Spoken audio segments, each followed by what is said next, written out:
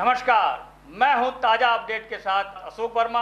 आप देख रहे हैं टीवी 20 न्यूज। आप अपने अपने क्षेत्रों की ताजा खबरें देखते रहिए, बने रहिए हमारे साथ। शुरुआत करते हैं खबरों का सिलसिला। इलाहाबाद हाईकोर्ट ने अनुदेशकों की सभी याचिकाएं जो लखनऊ या इलाहाबाद हाईकोर्ट में लंबित थी उसमें सुनवाई शुरू कर दी है। सुप्रीम कोर्ट के वरिष्ठ अधिवक्ता डॉक्टर एपी सिंह ने पत्रकारों को बताया कि 30,000 अनुदेशकों का मामला काफी दिनों से इलाहाबाद ही हाईकोर्ट में लंबित पड़ा हुआ है। उन्होंने कहा कि वर्ष 2017 में ही कोर्ट की सिग्नल बेंच ने 17,000 रुपये मानदेय देने का राज्य सरकार को निर्देश दिया था, लेकिन राज्य सरकार अनुदेशकों को सिर्फ 7,000 रुपये का भुगतान कर रही है।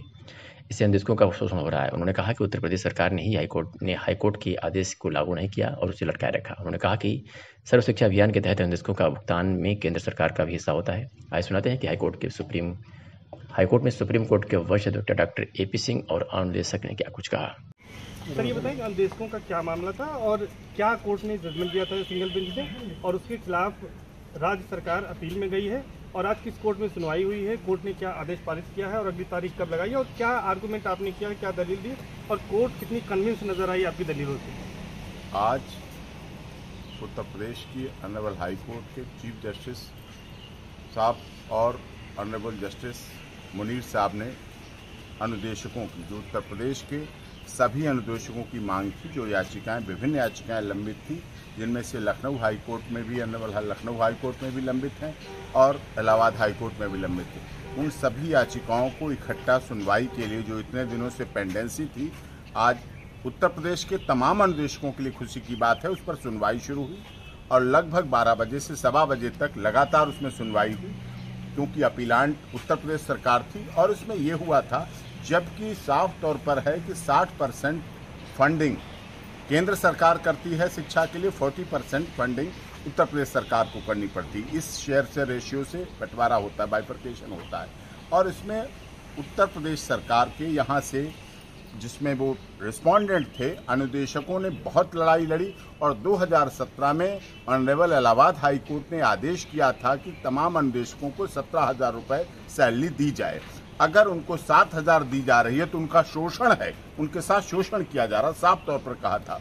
उसके बाद भी उत्तर प्रदेश सरकार ने उसको लागू नहीं किया और बल्कि उसके अगेंस्ट एक अपील फाइल कर दी, जिस अपील को इतने दिनों से पेंडिंग रखा था। जबकि लगातार honourable supreme court of India कह रहा है कि उसको जल्दी सुनवाई करें, जल्दी सुने, लेकिन उस पर डिले हो रहा था। लेकिन आज honourable chief justice Allahabad high court ने उसको सुनवाई की और हमारी ये दलील थी कि जब केंद्र सरकार दे रही है, सर्व शिक्षा अभियान के तहत दे रही है, एलिमेंट्री एजुकेशन के तहत दे रही है, अनुदान दे रही है, और जबकि आप शिक्षा मित्रों को दे रहे हैं, अन्य शिक्षकों को 90,000, 1-1 लाख रुपए। और ये याचिका जो दाखिल हुई थी उस पर राज्य सरकार अपील में गई, क्या सुनवाई हुई है और क्या मांगे आप लोगों की, और अगली सुनवाई जब होगी तो क्या उम्मीद करते हैं अदालत से। हम अनुदेशकों की नियुक्ति 2013 में हुई थी, जिसको लेके राज्य सरकार ने एक प्रपोजल 2017 में भारत सरकार को भेजा था, जिसमें 17,000 रुपये का प्रपोजल था और भारत सरकार ने एज इट इज उसको पास कर दिया था।